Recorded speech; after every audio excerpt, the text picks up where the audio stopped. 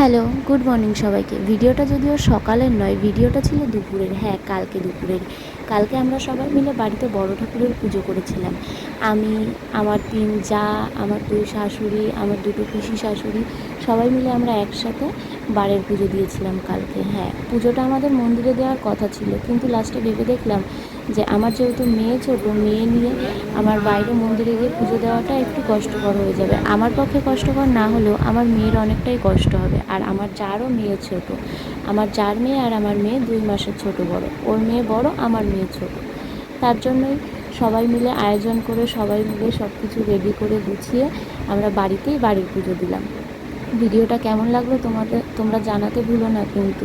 আমাদের ব্রাহ্মণ টাইম দিয়েছিল 1:30টার সময়, কিন্তু যদিও আমাদের 1:30টার সময় পুরো গুছিয়ে ওঠা হয়নি, কিন্তু ব্রাহ্মণ অনেক আগের থেকে চলে এসেছিলো 1টার সময় আগের থেকে। আর ব্রাহ্মণটা আমরা এতটাই ভালো পেয়েছি যে আমাদের গোছাতে দেরি হচ্ছে বা কিছু, তার জন্য না কোনো রাগারাগি, না কোনো কিছু। আর ব্রাহ্মণ খুব সুন্দর করে পুজো করেছে, আমরাও খুব সুন্দর করে পুজো দিয়েছি।